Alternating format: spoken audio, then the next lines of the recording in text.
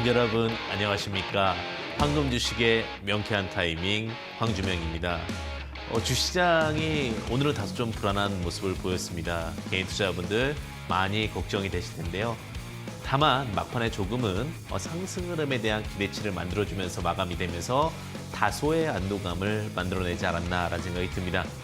그러면 이러한 주시장에서 우리가 어떻게 해결을 해야 되고 또 어떠한 방식으로 접근할 수 있을 것인지 오늘은 N분할 매매법을 통해서 같이 가겠는데요.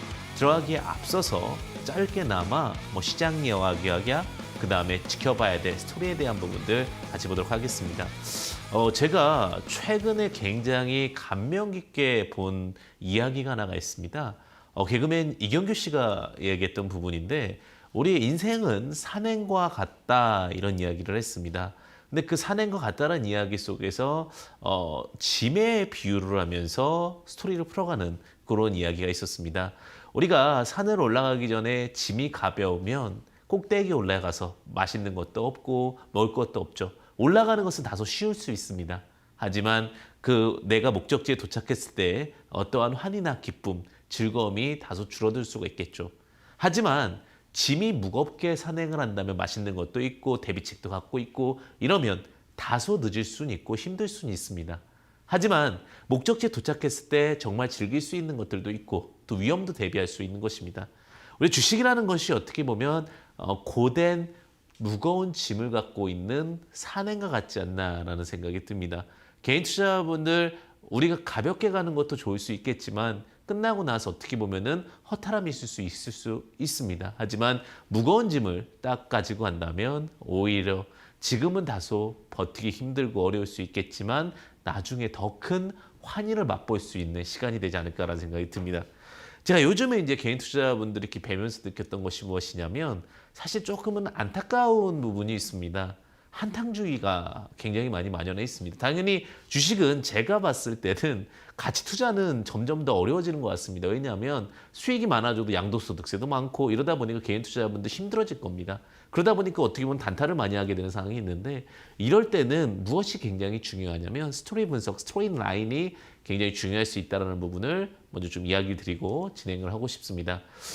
자, 주시장에서 그러면 이런 스토리를 갖고 있을 때 어떠한 마음으로 하게 되겠습니까? 제가 늘 이야기 드리죠. 고 이병철 회장의 목계지덕을 기억하자라고 말씀을 드렸습니다. 처음에는 목계지덕이 참 어렵습니다. 제가 이렇게 주식으로 크게 수익 봤다라는 분들을 자주 뵀습니다. 주식을 어떻게 크게 수익을 보셨나 이렇게 봤어요. 그랬더니 이게 이제 일희일비하는 사람은 내가 왕년에 이런 분들이 많아요. 왕년이라는 단어가 딱 들어가게 되면 어떻습니까? 벌써 크게 돈을 못 벌어보신 거예요. 그런데 참 한결같으신 분들이 있어요. 주시장에서. 근데 그런 분들은 왕년이라는 표현을 꼭 안 써요. 그리고 항상 차분하게 주식으로 어떻게 수익을 보셨습니까? 제가 이제 20대 때 그런 분들을 좀 자주 뵙고자 노력을 했었고 이야기를 듣게 되다 보면은 딱 그런 얘기를 하세요. 그냥 늘 했던 대로 했을 거다. 그런데 항상 이렇게 좀 허풍기가 있고 왕년에 막 이러신 분들이 막상 실상에 들어가면 아무것도 없으시더라고요. 제가 여기서 굉장히 큰 격언을 어떤 팁을 하나 드릴 수 있을 것 같은데 개인 투자자분들 지금 참 중요합니다. 내가 사업에서 성공했다 해서 내가 어떤 일을 성공했다 해서 꼭 주식으로 수익을 보는 것이 아닙니다. 정말로 주식 시장은 정확한 플랜과 스토리에 대한 부분이 정확하게 단단하게 잡혀 있어야 됩니다. 제가 주식에서 과거에는 그 기술적 분석, 기본적 분석이 우선시되었습니다. 그런데 지금은요, 스토리 분석이 굉장히 우선시되고 있습니다. 스토리 분석이 무엇이냐? 회사가 변화되는 과정에 대한 인지입니다. 그러한 인지를 하고 있을 때 아무리 큰 손실이 나도 큰 수익으로 바뀔 수 있고요. 큰 수익이면 더 큰 수익으로 바뀔 수가 있습니다. 제가 과거에 말씀드렸던 매드팩토라든지 과거에 말씀드렸던 키네마스터 이런 종목들이 모두 다 스토리 분석을 통해서 진행이 되었죠. 그러니까 종목을 봤을 때 이 종목의 앞으로 3년을 예상하는 겁니다. 지금 당장 좋은데 주가가 많이 빠졌습니다. 제가 제일 싫어하는 투자법입니다. 왜냐하면 개인 투자분들이 중요하게 여기거든. 지금 당장 내 눈에 보이는 것은 남들도 다 보이는 겁니다. 그 투자로 수익을 20% 30% 오기도 어렵습니다. 왜? 그 종목은 벌써 남들의 눈에 다 보이기 때문에 올라가 있으니까. 다만 지금 당장 스토리를 만들어가면서 단단하게 가는 것들은 3배, 4배, 5배 수익까지도 가능할 겁니다. 그래서 제가 늘 말씀드리죠. 스토리 분석을 주목하셔라. 스토리 분석에는 이 회사의 정성적과 정략적 분석을 통해서 회사의 변화를 아는 것입니다. 그런 스토리 분석이 되었고 나서 그 다음에 차트까지 함께 된다면 어떤 세용지마가 될 수 있겠죠. 요즘 주시장 이제 프로그램 매도가 조금 나오고 있습니다. 사실 그러다 보니까 어려움이 있을 수 있어요. 투심이 좀 무너지는 상황도 있는 것 같은데 이 부분을 우리가 어떻게 캐치하고 잘 적용해야 되는지 우리는 생각해 봐야 될 시점이다라고 말씀을 좀 드리고 싶습니다. 사실 이런 스토리 분석을 잘 갖고 있다. 이제 미래에 대한 가치가 보인다. 그 다음에는 뭐 해야 돼요? 차트를 잘 보셔야 됩니다. 그런데 이 스토리 분석에는 항상 고집과 경험을 버리셔야 됩니다. 그 고집과 경험을 버리는 방법, 그리고 정말 스토리만을 바라보는 방법은 제가 나중에 특별 강의로 한번 또 마련을 해보도록 하겠습니다. 제가 사실 제일 주식 잘 못하시는 분들이 오히려 사회에서 성공하신 분들이 더 못하세요. 왜? 과거의 경험에 대해서 고집을 갖고 주식시장에 들어오기 때문에 그때 실패하는 경우를 너무나 많이 봤습니다. 그래서 그러한 부분을 버리는 연습도 굉장히 많이 필요한데 그 부분도 나중에 한번 이야기 드리겠습니다. 오늘은 어떤 스토리 분석에 대한 내용을 어느 정도 안다는 전제 아래 N분할 매매법이라는 내용을 통해서 여러분들과 함께 하고자 합니다.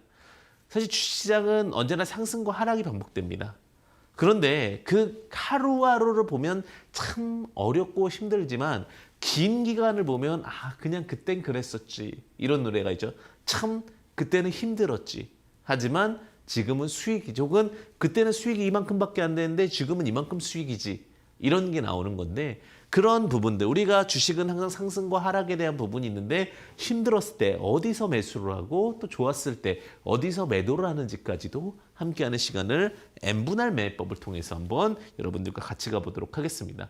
제가 항상 그 N분할 매매법에 대해 들어갈 때는 그 기초 이론에 대한 부분들 강조를 드리는데 오늘 만약에 못다한 얘기들 OBV에 대한 내용들은요. 제가 또 노란톡 오픈 채팅방 들어오시면 되는데 황금 주식의 명쾌한 타이밍 황주명 검색까지 들어오시면 됩니다. 노란톡 오픈 채팅방 황주명 검색하시면 들어오는데 비밀번호는 74개입니다. 행운이 가득가득하시라고 7777을 검색까지 들어오시게 되면 제가 OBV에 대한 내용은 따로 한 번 더 올려드리는 시간 같이 갖도록 하겠습니다. 자, OBV는 온 밸런스 발륨입니다. 이걸 알아야지 N분의 1 매매법이 가능하게 됩니다. 자, 누적 균형 거래량이라는 표현을 우리가 쓰게 되는데 누적 균형 거래량은 어떤 부분이냐? 결국 시장에서 상승과 하락에 따라서 거래량을 합산과 감산을 하는 것이라고 보시면 될 것 같습니다. 그래서 주가에 선행한다는 그랜빌이 개발한 보조지표고 채권지표라고 보시면 될 것 같습니다. 자, 당일 종가가 전일 종가보다 높을 때는 모두 다 합하는 거고요. 단일 종가가 전일 종가보다 낮을 때는 모두 다 감하는 겁니다. 당일 종가와 전일 종가가 같으면은 당일 거래량에서 제외하게 된다라고 보시면 될 것 같은데, 자, 온밸런스 발륨 누적 균형 거래량이라는 표현을 쓰게 됐을 때 우리는 시장에서 또 다른 가치를 표현을 하게 됩니다. 어떤 거냐? 주식은 크게 세 가지 요인이 있습니다. 프라이스, 발륨, 그 다음에 마지막 타임. 처음에 보조지표의 개발은 가격을 통해서 이루어졌습니다. 프라이스를 통해서 이루어졌는데 지금은 이 가격 이론보다 조금 더 어떠한 신뢰성에 대한 지표로는 거래량입니다. 우리가 이렇게 표현할 수가 있겠죠. 대통령을 뽑는데 예를 들면 10만 명 중에 10명이 대표하느냐, 10만 명 중에 10,000명이 대표하냐에 따라 그 대통령의 지지율과 패턴은 달라질 수가 있겠죠. 그래서 PVT, 프라이스, 발륨, 타임에 따라서 우리는 시장 분석이 진행된다라고 보시면 될 것 같고요. 그래서 프라이스와 발륨, 가격과 거래량을 통해서 우리는 주식에 대한 이해도와 인지도를 좀 체크해 보셔야 될 것 같습니다. 그런데 자, 이 발륨이 우리에게 어떤 영향을 주느냐? 매수할 때 거래량을 썼다라는 것은 상승 의지가 높다는 거고요. 매도할 때 거래량이 발생했다는 것은 하락 의지가 높습니다. 상승 의지와 하락 의지로 우리는 구분을 해볼 수가 있습니다. 그래서 지금 만약에 이것도 마찬가지죠. 종가가 올라갔다는 건 상승 의지가 더 높았다는 거고요. 종가가 하락했다는 것은 하락 의지가 높았다는 겁니다. 그러면 자, 주가는 이렇게 빠져요. 빠지는데 거래량이 없이 빠지면 의지가 크게 없다. 단순히 거래량 없이 하락했기 때문에 이것은 투심이 무너진 것뿐이다. 라는 표현을 쓰게 되는 거고요. 주가가 상승을 하게 되면 상승 의지가 높다. 이건 투심이 올라가고 있다는 거죠. 근데 상승할 때, 하락할 때 주가가 거래량이 없으면 OBV가 약간 이런 식으로 되겠죠. 예, OBV가 안 빠진다는 건 뭐예요? 이 하락은 거짓 하락이다. 하락은요 크게 두 가지로 구분이 될 수가 있어요. 우리가 개인 투자자분들께서 많이 말씀을 드리는데 그 하락은 진짜 하락이 있고 가짜 하락이 있습니다. 요즘에 이제 좀 문제도 있겠지만 뭐 가짜 사나이 뭐 이런 표현도 있고 뭐 가짜 뭐 가짜 파이터 뭐 가짜 뭐 이런 얘기 나오는데 그 진짜가 아니라는 이야기들이 좀 표현이 되는 게 뭐냐면 우리가 하락을 할 때가 진짜 다 하락이 아니에요. 개인 투자자분들께서 이제 착각하는 게 정말 이 하락은 벌벌 떠세요 주가가. 근데 이 하락하고 나서 오히려 물량이 정확한 주가가 내려면 더 빨리 가거든요. 수직으로 올라가요, 이 각도가. 그런데 이 하락에 대한 두려움을 어떻게 판단하냐? OBV가 유지가 되면은 이건 뭐예요? 가짜 하락이다라는 거예요. 근데 OBV도 같이 빠지면 진짜 하락이 되는 거죠. 왜? 하락할 때 거래량이 안 쓰였다는 건 던지는 사람이 없는 거예요. 그 대신에 사주는 사람도 없는 거예요. 근데 여기서 만약에 주가가 어느 정도 빠지게 되면 또 급등해서 다 같이 사면 어떻게 될까요? 주가는 반등을 하겠죠. 이게 엄청난 포인트입니다. 이때 대규모 큰 수익이 발생을 해요. 그래서 OBV를 제가 강조드리는 건 뭐냐면 내 종목이 주가가 하락하는데 내용도 있는데 OBV가 없이 하락했다는 것은 이건 나중에 뭐예요? 다시 급반등을 예고합니다. 20% 빠지면 40%까지 상승할 수 있고요. 30% 빠지면 80%까지 상승할 수 있는 게 OBV, 온밸런스 발륨 누적균형 거래량입니다. 이걸 보시면 될 것 같고요. 자, 그래서 이제 얘기 드리는 것이 뭐냐면 OBV 값이 유지가 돼야 된다. 자, 제일 중요한 건 뭐예요? 주가는 하락하는데 거래량 없이 하락한다는 겁니다. 그럼 뭐가 된다는 거예요? 이 종목에 대해서 신뢰도가 높아진다는 얘기입니다. 신뢰도가 높아지는 상황 속에서 자 대량 거래 발생 후 상승한다는 건 뭐예요? 주가가 이렇게 OBV 값이 유지가 되다가 딱 어느 포인트에서 갑자기 대량 거래가 이렇게 발생하는 거예요. 뭐예요? 이제 이 주식을 다시 끌어올리겠다라는 의지가 발생을 한 거죠. 의지가 딱 발생되면서 주가가 올라옵니다. 근데 이 구간의 위치가 자 다시 상승을 하고 나서 여기서 상승을 하고 나서 이 n분의 1 차트상에서 어디에서 내가 공략을 할 것이냐예요. 자 대량 거래가 터지게 되면 주가는 다시 올라오게 되는데 이게 지속적으로 올라가지는 않을 거 아니에요. 그럼 또다시 이 눌리는 구간 자 주가가 충분히 빠지고 나서 다시 올라갔다 이 눌리는 건 요 맥점 자리를 우리는 찾는 것이 뭐예요? n분의 1 차트의 핵심입니다. 그리고 나서 반등 시 매도 윗구간이 매도값이라는 건 이제 이 n분의 1 차트에서 이렇게 다시 반등 나올 때 어디서 매도하는가에 대한 기본적인 로직값이고 재무구조보다는 이건 굉장히 중요한 게 뭐예요? 주가가 수급 이거에 가장 중요한 거는 OBV 여기서 OBV 뭐예요? OBV가 빠지지 않아야 된다라는 값과 함께 대량 거래가 터져야 된다는 내용까지 함께 있으므로 이것은 뭐예요? 정확하게 거래량 중심으로 주가가 움직인다라는 겁니다. 그러니까 이러한 로직들 쉽게 얘기하면은 주가가 빠지다가 대량 거래가 터지면서 다시 주가가 턴어라운드 나오고 이거에 대한 신뢰도가 확보가 되면 그 다음에 이 눌림 자리에서 공략하는 이런 로직에 대한 메커니즘을 통한 매매법이다라고 보시면 되실 것 같습니다. 굉장히 어떻게 보면 지금 상황에서는 어려워 보이는데 막상 실전 차트를 적용해 보면은 그렇게 어렵지 않고 접근하실 수 있다라는 부분이고요. 제가 이제 OBV에 대한 내용을 앞서 말씀드렸지만 보조에 대한 내용들은 제가 또 노란톡 오픈 채팅방 황금 주식의 명쾌한 타이밍, 황주명 검색까지 들어오시면 되고요. 비번은 777이다라고 말씀을 드렸습니다. 제가 여기 오면은 또 다양한 아침 시황 이야기라든지 다양한 부분들도 무료로 공개 서비스로 저 제공드리고 있으니까 오셔서 또 다양한 학습과 내용들 함께 하시면 좋으실 것 같습니다. 자, 다음 한번 보겠습니다. 자, 그럼 시전을 통해서 한번 보도록 하겠습니다. 시젠이라는 종목이죠. 시젠이라는 종목이 한번 올라갔다가 이렇게 내려왔습니다. 내려왔는데 이 내려온 다음에 뭐예요? OBV가 유지가 되죠. OBV가 유지가 된다는 것은 하락할 때 거래량이 발생하지 않았다. 뭐예요 하락이요? 자 요즘에 이제 유행하는 가짜라는 단어 한번 써볼까요? 가짜 하락입니다. 가짜 하락. 가짜 하락이기 때문에 하락이 가짜였고 대량 수급이 이렇게 들어오게 됩니다. 대량 수급이 들어온 다음에 그 다음에 이 수급과 함께 심을 발생을 시킵니다. 그래서 이 심을 발생시키는데 이런 데서 구간에서 들어갈 수도 있겠지만 자 이 구간에 대해서 다시 한번 이제 확인을 한 거죠. 상승을 확인하고 그다음에 여기 또 거래량이 좀 붙었죠. 거래량이 붙고 나서 자 OBV가 유지가 되죠. OBV가 유지가 되는데 내려올 때 거래량 없이 또 하락을 합니다. 그때 이제 뭐가 되냐. 요 차트죠. n분의 1 차트가 쓰이는 겁니다. 자 코로나19 진단키트 관련된 종목 중에 C젠 벌써부터 회사 이름이 그거잖아요. 어떤 젠 바이오를 본다. C 본다, 젠 요거잖아요, 그죠? 그래서 n분의 1 차트를 통해 가지고 우리가 주가를 보니까 여기 지금 여기 50% 구간에 대한 흐름이 보이게 됩니다. 이 50% 구간에 대한 흐름이 보이게 되고 여기서 상승 흐름이 이렇게 또 투자 포인트로 잡히게 됩니다. 그래서 50% 로직을 보고 나서 주가 상승에 대한 로직까지도 맞춰져 간다라는 거죠. 그러면 여기서부터 여기까지 주가가 상승하게 되면 우리는 뭐예요? 안정성에 대한 확보를 또 할 수가 있는 거죠. 왜? 요만큼의 수익이다 하더라도 자 거래량 없이 빠졌기 때문에 이럴 때는 좀 주가가 빠르게 올라가는 그런 성향이 있습니다. 그런데 이게 뭐 하루 이틀 만에 가는 건 아니에요. 스윙이에요. 스윙. 제가 비교를 해보니까 단타는 정말 잘하려면 3분봉 단타를 해야 되는데 이거는 개인이 배워서 하는 수밖에 없어요. 현실적인 이야기 드리면 단타를 뭔가 누군가에게 도움을 받아서 한다? 저는 굉장히 부정적이에요. 정말 잘 배워야 돼요. 왜냐하면 때릴 때 순식간에 때려야 되거든요. 근데 누군가에게 전달받고 뭔가 진행돼서 진행한다? 어렵습니다. 일반적으로 개인이 어떠한 패턴을 갖고 하는 것이 스윙적인 관점이고 나중에 단타는 탐분봉에 대한 이해를 하실 수 있는 부분만 하는 겁니다. 여기서 이렇게 내려왔잖아요. 그죠? 이만큼 내려왔으니까 다시 주가 이렇게 반등이 나오잖아요. 그래서 요 V자 반등에 대한 부분들의 수익을 내는 것이 이제 포인트다라고 보시면 될 것 같아요. 그러니까 요런 로직들을 갖고 매매를 하는 거죠. 근데 21만 원에서 뭐 30만 원까지 왔으면 그 10만 원 가까이 올랐으니까 30% 정도 상승 파동이 만들어졌다는 겁니다. 큰 종목이 30% 정도 파동이 만들어졌다는 것은 작지 않은 파동이라고 보여지고 있습니다. 자, 동아약품 보겠습니다. 동아약품은 활명수와 코로나19 치료제로 두각을 받았죠.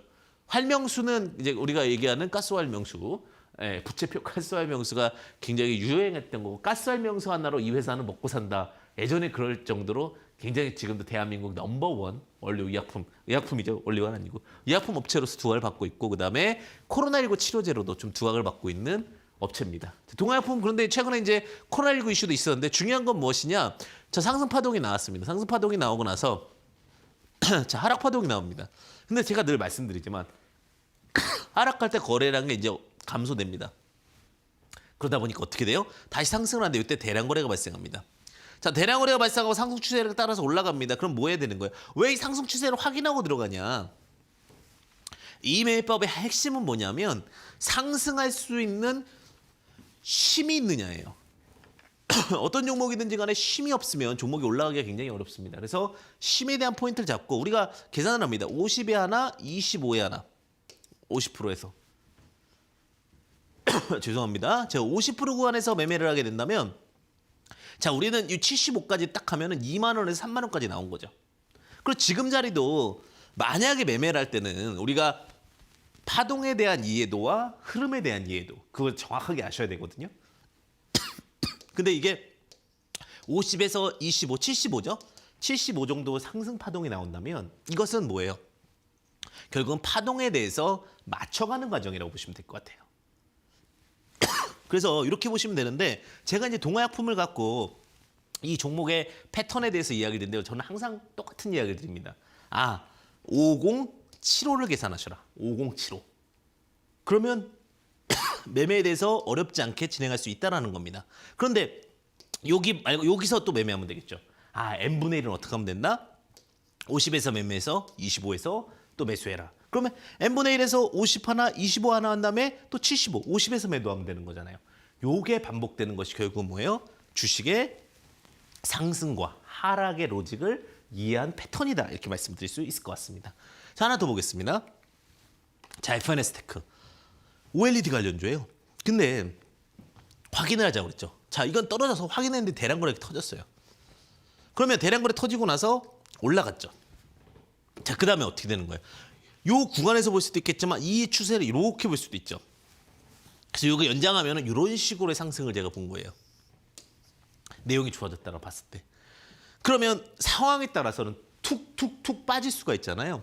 OLED 관련된 50에서 샀는데 무너져요. 시장이 이날 물론 뭐 코로나 이슈라는 내용이 있겠지만 원래 여기서 반등이 나와야 되지만 오버슈팅이 나와서 25까지 빠졌어요. 어떻게 될까요? 다시 축축축 올리죠. 어디까지 올렸어요? 13,000원까지 올렸잖아요.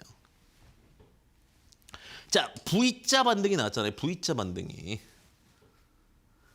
자, 보시게 되면 25와 50에서 V자 반등이 나왔기 때문에 이런 부분들을 잘 활용한다면 다시 75에다 팔 수가 있는 거잖아요. 왜 이게 다 가능하다라는 거죠? 제가 일부러 하나를 늦게 설명했는데.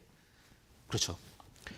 주가가 상승하거나 주가 하락함에 있어서 OBV는 이탈이 없이 OBV는 계속 올라갔어요. 지금도. 그러니까 OBV가 계단식으로 올라가는 건 수급이 퉁퉁퉁 잘 들어온다는 얘기예요. 제가 제일 강조드리는 보조지표가 이 OBV인데 OBV 중에서도 계단식으로 들어온 것은 그러니까 이게 하루 이틀에서 뭐 3% 5% 먹어봤자 돈 많이 수익 많이 어렵다는 거예요. 제가 가장 선호하는 지표 황주명이 가장 선호하는 지표는 뭐냐? OBV예요 사실은. 일목균형표를 통해서 차트의 가격적인 부분을 한다면 신뢰도는 OBV가 최고입니다. 제가 봤을 때는. 그래서 그중에서도 OBV 중에서도 어떤 모양을 좋아하느냐? 어떤 모양을 좋아해요? 계단을 좋아하는 거예요. 계단. 이런 식으로 된 거. 그러면 뭐예요? 이런 식으로 됐잖아요. OBV가. 그럼 OBV가 자금이 이렇게 들어왔으니까 주가가 밀려도 어떻게 되는 거예요? 다시 올라가는 거잖아요. 제가 말씀드리는 건 요 포인트를 기억하자는 거예요. 요 포인트, OBV를. 자금이 이탈이 없다라는 건 주가가 흘러서 잡아갈 수 있다라는 겁니다. 자, 그래서 매매 패턴에 대한 이해도와 심에 대한 이해도, 그리고 어떤 패턴에 대한 이해도까지도 우리는 잡아갈 수가 있다는 겁니다. FNS 테크 어때요? 올라가잖아요. 제가 항상 보조지표에 대한 이해가 정확히 접근하셔야 된다는 게 이런 로직입니다. 하나 더 볼까요? 자, 라이온캠텍. 자, 라이온캠텍 같은 경우도 자, 이렇게 볼 수도 있어요. 역으로 발산해서 보면.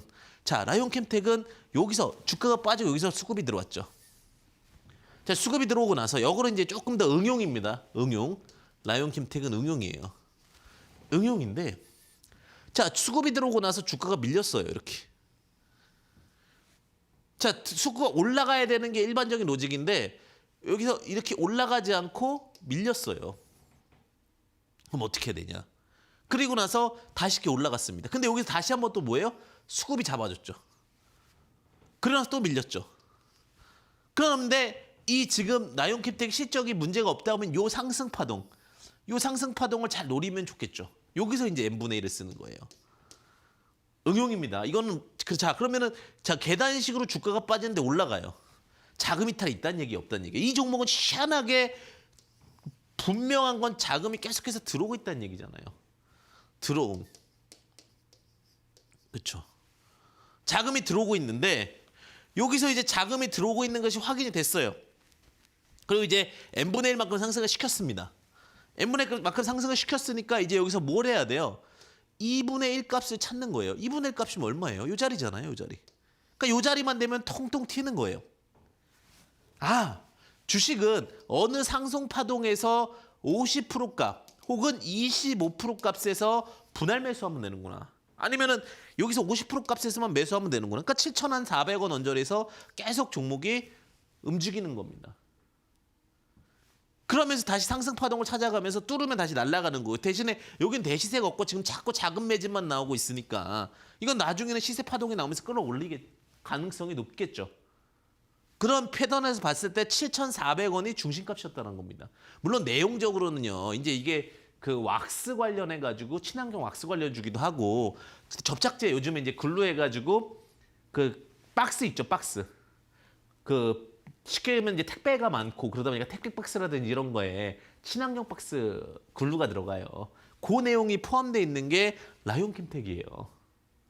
그러니까 이런 어떠한 흐름들에 대한 이해도까지가 가져가실 수만 있다면 크게 저는 어려움이 없다라고 이렇게 판단이 됩니다. 그러면 다시 어떻게 하면 돼요? 여기서 이제 올라가는 그림에 대해서 포인트를 잡아볼 수도 있는 거죠. 대신에 그 이유는 뭐예요? 항상 주식은 이 50% 구간에서 매수 포인트 잡는다. 상승과 하락의 50% 구간이 뭐예요? 매수하기 가장 여유로운 자리다라는 겁니다. 응용까지도 펼쳐죠. 근데 그 가장 핵심은 뭐냐? 순서대로 가보겠습니다. OBV입니다. 하락할 때 자금 이탈이 없는 계단형 모양. 제가 이 계단형 OBV만 잘 찾아도 결국은 우리가 종목 이런 것들만 잘 찾아놔서 포트를 잡아놔도 웬만한 수익을 압도할 수 있습니다. 가네요, 안 가네요. 뭐 단기적인 흐름에서는 아직 매집에 대한 정도가 확인이 안 되니까 여기서 뭐 VR을 쓴다거나 이렇게 돼야 되겠지만 그런 부분이 아니라면 요 패턴만 찾으시면 됩니다. 어떻게 해요? 주가가 하락한데 불구하고 OBV가 계단식으로 올라가는 종목. 이건 뭐라는 거예요? 정확한 매집을 의미합니다. 매집 패턴 중에서 제가 강조하는 부분입니다. 저는 오늘 방송 내용 중에서 딱 하나만 기억해야 된다라고 그러면 OBV 매집 패턴을 제가 말씀드릴 것 같습니다. 그리고 이 OBV에 대해서 궁금하신 분들은 제가 말씀드렸죠. 노란톡 오픈 채팅방 황주명 황금 주식의 명쾌한 타이밍 들어오셔서 검색하러 들어오시면 되는데 비밀번호는 7777이다. 7 4번이다라고 말씀을 드렸습니다.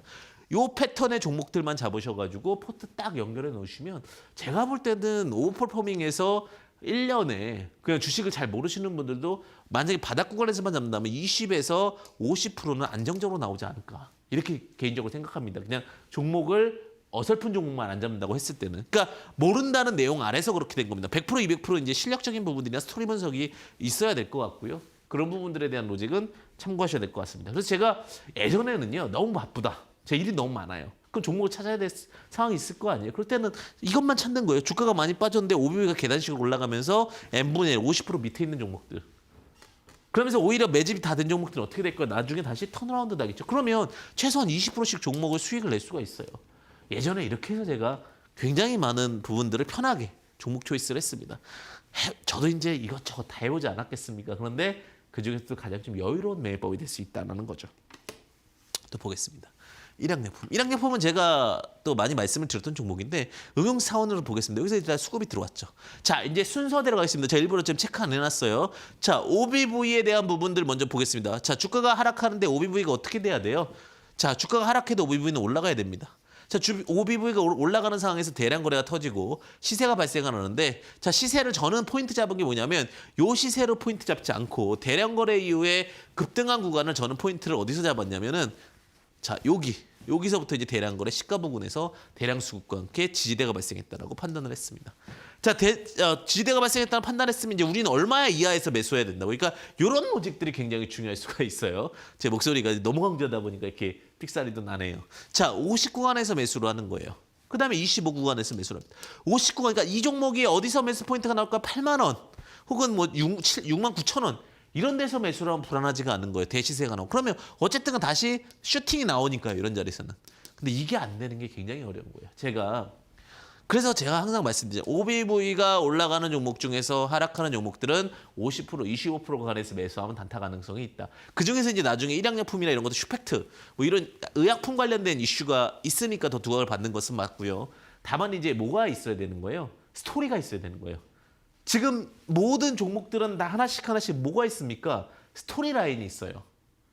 앞서 이제 제가 종목들을 하면서도 코로나 치료제라는 뭐 러시아 코로나 치료제 임상 뭐 이런 내용들이 있기 때문에 주가가 상승과 하락을 반복하는 겁니다. 제가 여태까지 봤던 종목들, 여태까지 접근했던 많은 종목들은요. 항상 스토리를 놓치지 않았기 때문에 그 종목들이 올라가는 거예요. 만약에 그냥 아무 내용도 없이 그냥 OBV가 좋아졌다. 스토리가 없으면 그 종목은 무너집니다. 무슨 말씀인지 아시겠죠? 그래서 저는 일양약품 같은 경우는 n분할 매매법을 통해서 접근하는 것이 유효하다는 거고요. 자, 후성 보겠습니다. 자, 후성은 사실은 제가 방송에서 8월 달 정도에 갈 거라고 얘기를 드렸는데 9월 달에 가버렸네요. 그죠? 자, 어쨌든 간 후성이라는 종목은 에어컨 냉매가스제인데 이번 여름이 사실은 덥지가 않았어요. 그 이유가 뭐 그런 얘기도 있어요. 코로나 때문에 외출을 많이 안 해서 그렇다. 뭐 이런 얘기도 있고 아니면 코로나 때문에 뭐 공장이 많이 가동이 안 돼서 그렇다. 이런 얘기도 있지만 어쨌든 굉장히 안타까운 사실이었죠. 근데 이게 이제 전기차 관련된 이슈, 전해질 관련된 이슈로 다시 두각을 받게 되면서 주가 상승을 하게 됩니다. 자, 근데 제일 중요한 것은 무엇이냐면 주가가 하락을 하고 하락하는 구간 동안에 OBV가 안 빠지고 오히려 OBV가 치솟습니다. 자, OBV가 치솟는데 자, 주가적으로 대량 수급이 나온 자리에 이제 우리는 포인트를 잡아야 되는데 자, 대량 수급이 이런 식으로 여기서도 발생을 해주고요. 뭐 이런 식으로도 발생을 해줍니다. 그러다 보니까 이제 50%, 25% 구간을 찾아야 되는데 여기가 50% 구간이고 여기가 25% 구간이죠. 그러니까 이런 식으로 포인트를 잡으면 근데 주가라는 것이 참 어려운 부분이 사실은 뚫고 올라가는 종목이 있고요. 가끔 떨어지는 종목들이 있는데 항상 그런 종목들이 무조건 간다라는 것은 OBV에 대한 이해도를 가져가시면은 조금 더 좋지 않을까라는 생각이 들어요.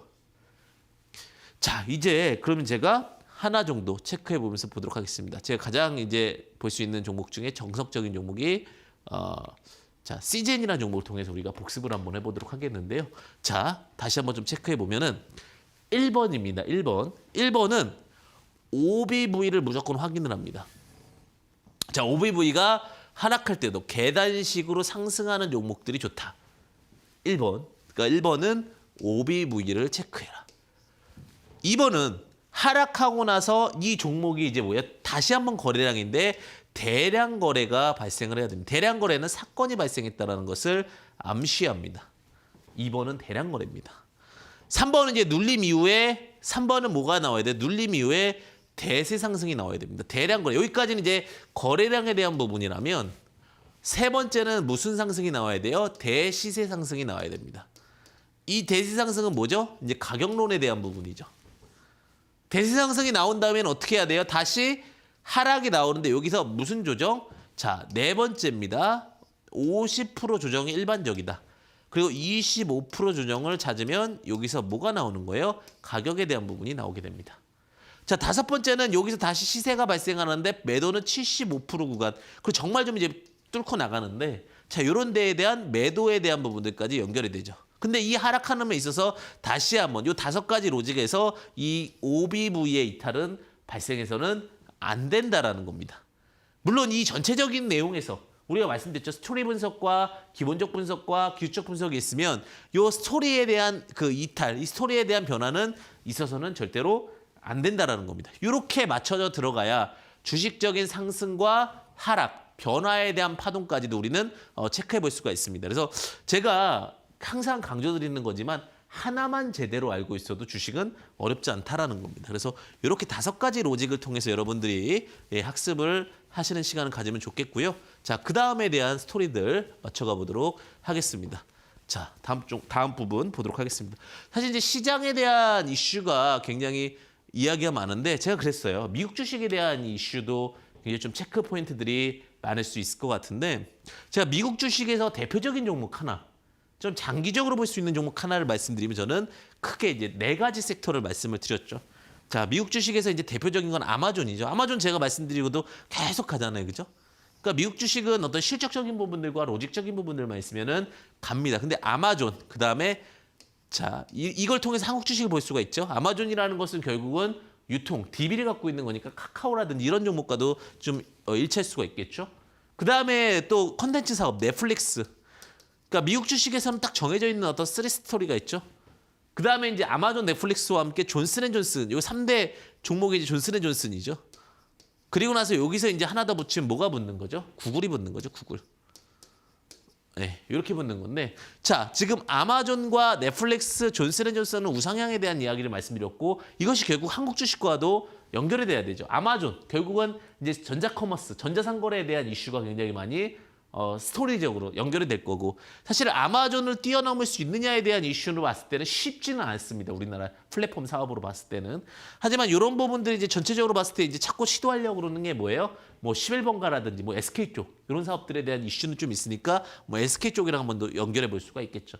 넷플릭스 같은 경우는 SK텔레콤, 뭐 SK, 넷플릭스 같은 경우는 이제 결국 컨텐츠에 대한 부분인데 유통 컨텐츠에 대한 부분이죠. 지금은 결국 유통 공룡 시대입니다.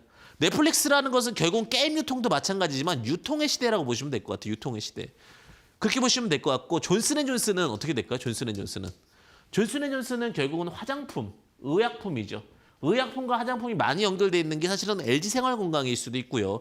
그다음에 의약품과 또 연결될 수 있는 게 뭐예요? 결국 뭐 일양약품이라든지 이런 거죠. 그러니까 이런 식으로 미국 주식이 우리나라 주식과 어떤 연계성이 있고 관련된 섹터의 종목들에 대한 흐름을 보셔야 되는 거죠. 제가 예전에 SKT 바닥에 있을 때 말씀드렸던 이유 중에 하나가 SK텔레콤은 뭐 쉽게 양자보완 암호도 될 수 있고 여러 가지 지분, SK그룹주와의 시너지 효과 이런 부분들까지 맞춰져 가면서 연결선상에서 연결을 하는 거죠. 제가 왜 자꾸 미국 주식 갖고 오냐면 결국은 주식은 스토리 분석의 연속성상에서 연결되는 수밖에 없습니다. 근데 그 연속성상의 스토리 분석을 정확하게 짚어내지 못한다라고 하면 우리는 불안함이 있을 수밖에 없죠. 그래서 항상 제가 말씀드리죠. 연결할 수 있고 접근할 수 있는 부분들에 대한 로직을 계속해서 고민하셔라. 예전에 그런 얘기 들었습니다. 똑같은 것 같아요. 공부를 잘하는 사람, 혹은 사업을 잘하는 사람, 혹은 운동을 잘하는 사람. 그것은 본능적으로 타고 태어난 어떤 재능일 수도 있겠지만 그걸 더 뛰어넘으면 뭐냐면 결국은 정리의 기술이라고 그러죠. 정리라고 해서 막 정말 깔끔하게 정리하라는 게 아니라 내가 어떻게 묶어줄 수 있고 어떻게 연결해줄 수 있고 어떻게 잡아갈 수 있느냐. 쉽게 얘기하면은 내가 묶음을 어떻게 만들어내느냐의 차이거든요. 기억력의 차이도 결국은 내가 아마존 하면은 아마존과 연결된 기업을 엮음으로써 하나의 섹터 형성이 되고 그럼 그 스토리에 대해서 이 아마존이 갔을 때 어떤 종목들이 움직일 건지에 대한 연결성이 만들어지는 거죠. 그리고 그게 국내와 여러 나라, 그 다음에 선물까지도 연결선상에서 지켜볼 수 있는 그림이 만들어진다라는 겁니다. 그래서 제가 이 체크 포인트 말씀드릴 때 이제 아마존이라든지 이런 이슈들을 좀 많이 말씀을 드리죠.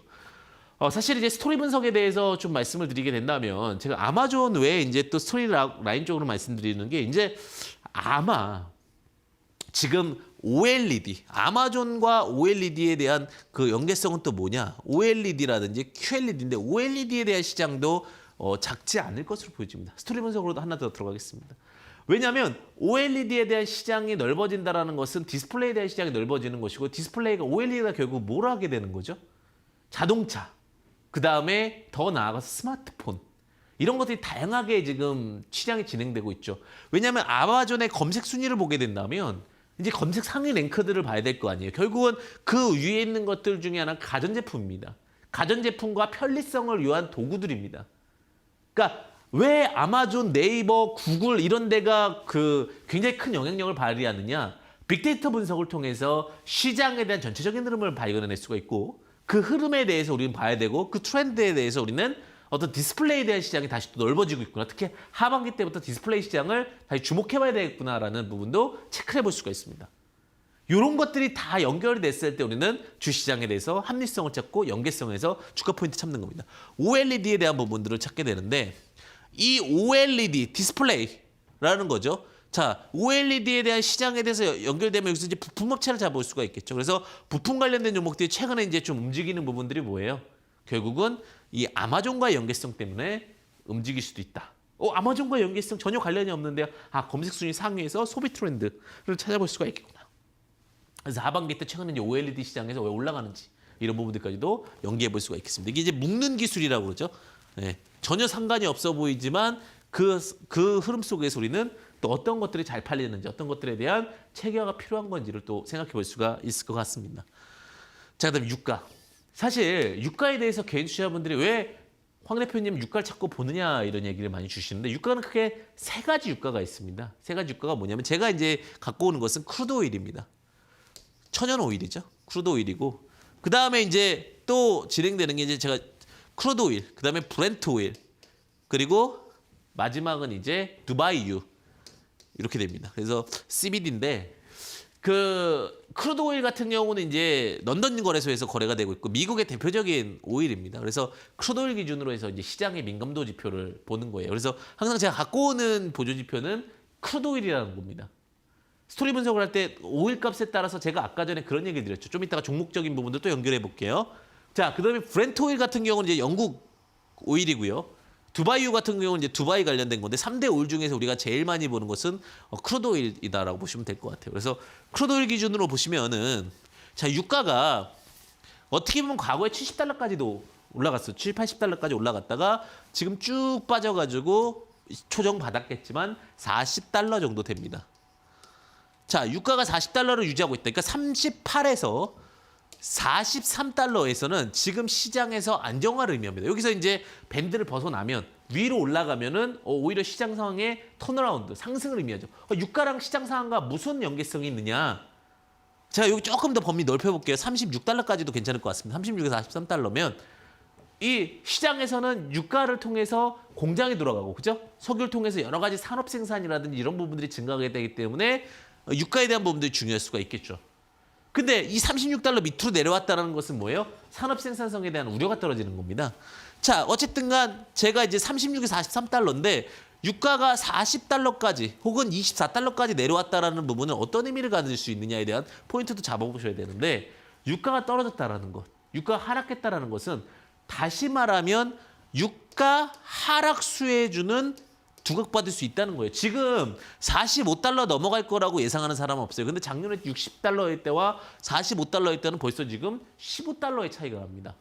그러면 이번 하반기 때, 이번 상반기 때 유가 하락 수혜주는 무엇이냐에 대한 또 로직이 잡혀오겠죠. 유가가 지금 당장 뭐 급격하게 올라갈 상황이 아니라면은 상반기, 하반기까지 유가 하락 수혜주들이 원가 개선이 나오겠죠. 그러면서 저 차트를 보는 거예요. 그런데 아까 전에 제가 말씀드렸던 라이온 캠텍 같은 경우가 상반기 때 실적이 좋았던 게 유가를 해서 석유, 오일에서 추출을 해서 쉽게 얘기하면은 그 왁스를 만들고 어떤 그 다음에 여러 가지 접착제에 대한 성분을 만들거든요. 그렇다라는 것은 유가 관련 수혜주였기 때문에 라이온 캠텍을 말씀드린 거예요.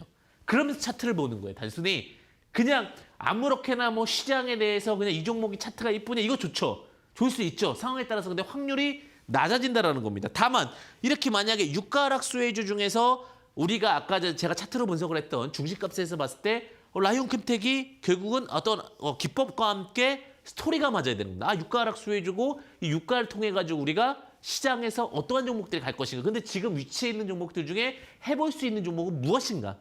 이게 답변입니다.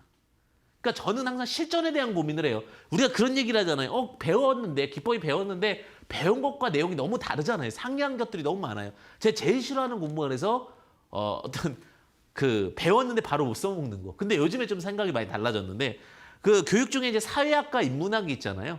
근데 예전에는 그래서 저는 정말 사회학만 공부를 되게 많이 했어요. 사회학이 이제 경제라든지 정치, 뭐 정치 별로 좋아하진 않습니다. 경제라든지 뭐 현재 사회에서 발생하고 있는 것들이 사회학이거든요. 그러다 보니까 생각보다 바로 써먹을 수가 있어요. 인간관계 수도 바로 써먹을 수 있어요. 근데 시간이 지나 보니까 인문학의 중요성도 사실은 알겠더라고요. 인문학에 대한 패턴은 어떠한 로직을 가져올 수 있느냐면 인문학에 대한 패턴을 가지고 우리가 시장을 바라볼 수 있는 부분들은 무엇이냐면 사람은 똑같은 일을 반복한다는 거예요. 제가 인문학은 왜 공부해야 되는지를 솔직히 잘 몰랐어요. 근데 이제 주시장에 오래 있고 사업에 대한 운영에 대해서 고민을 하면서 느꼈던 게 반복되는구나. 차트만 반복되는 거냐 아니라 사람의 생각과 사람의 패턴은 반복되는구나. 경제도 반복되고 산업도 반복되고 그리고 여러 가지가 반복되는 그래서 사람에 대한 연구가 필요한 거구나. 그래서 유가나 이런 부분들을 우리가 주가를 예측할 때도 그런 것도 굉장히 중요할 것 같아요.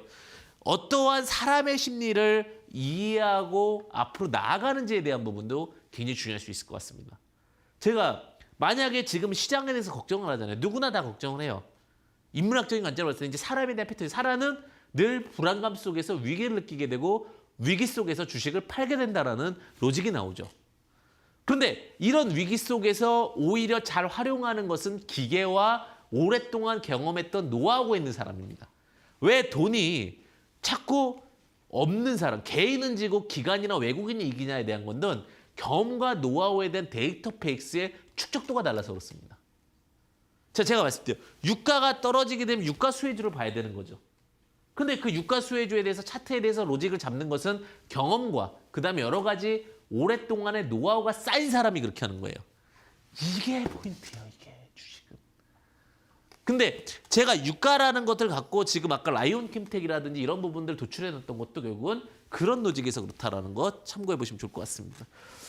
자, 그러면 지금 마지막으로 이제 빅스 지수.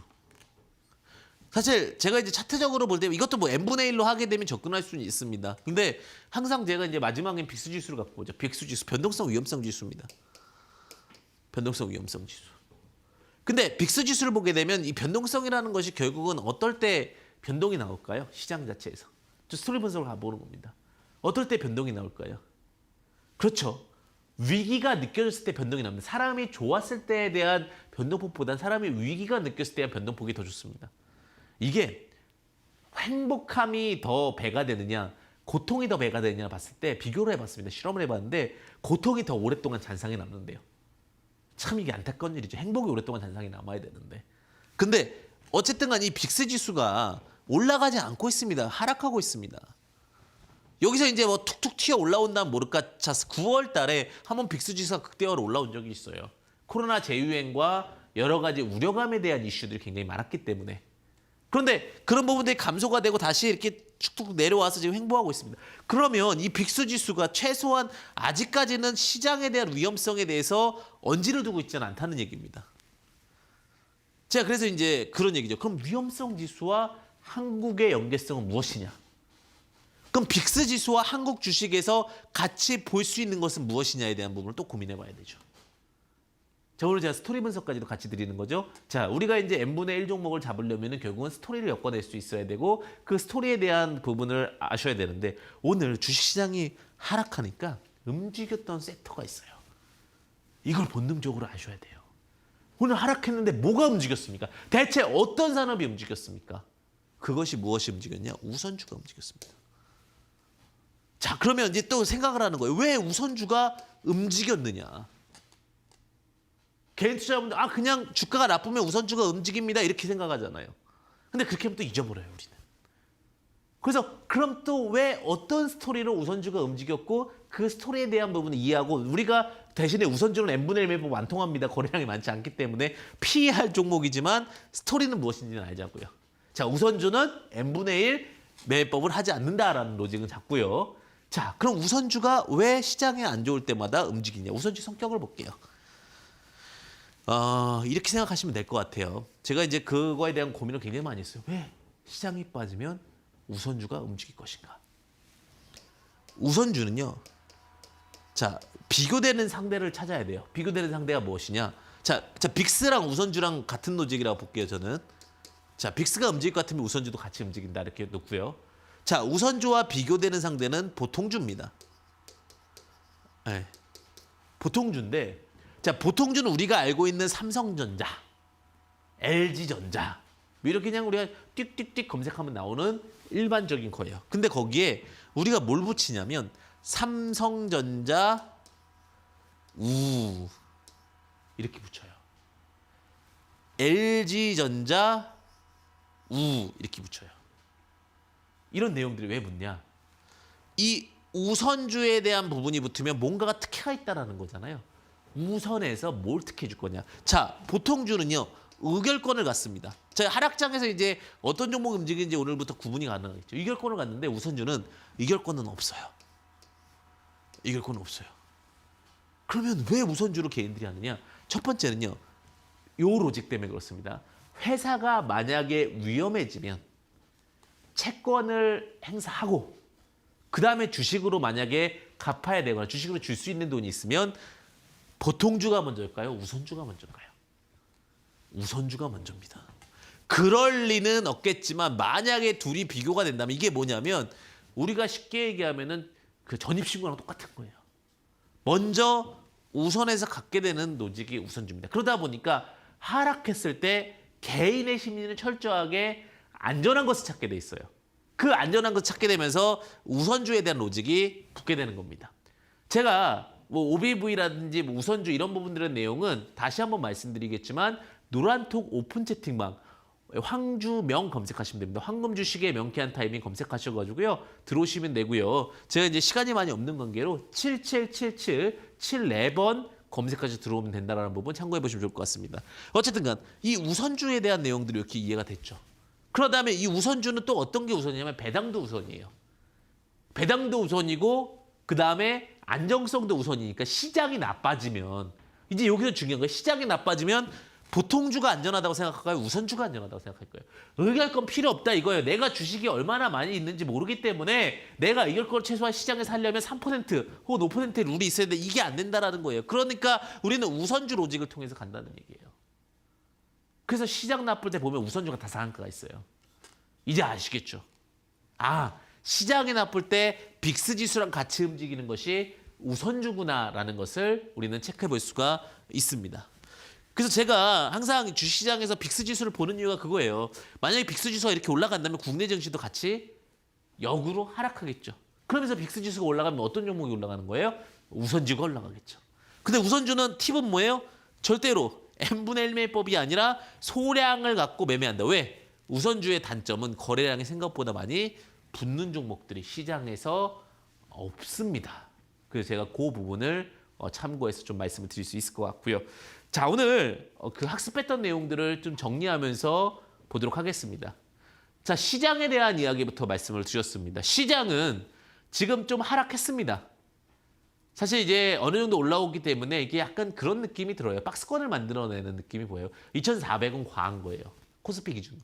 2,200은 저항인 거, 지진 거예요. 그래서 2,200과 2,400 사이에 어떤 사건 사고에 따라 움직이고 있습니다. 그렇다고 해서 오일이 많이 빠졌다거나 빅스 지수가 올라간 상황은 아닙니다. 그렇기 때문에 종목들은요, 언제든지 기회를 맞이하면 올라갈 수가 있다라는 겁니다. 1번이고요. 2번은 지금 이렇게 이제 시장 자체가 굉장히 어수선한 상황에서, 시장이 어수선하죠, 지금. 이럴 때일수록 우리는 어떤 로직에 대한, 어떤 원칙에 대한 부분들을 강조할 수 있을 것 같은데 그 원칙이 뭘로 이루어진 겁니까? n분할 매매법으로 여러분들에게 이루어진 겁니다. 그래서 n분할 매매법 중에서 자, 75, 50, 25 이런 부분을 말씀을 드렸고 근데 항상 확인을 해야 되는 게 우리가 에너지, 우리가 비행기가 멀리 날아가려고 하면 뭐가 필요하죠?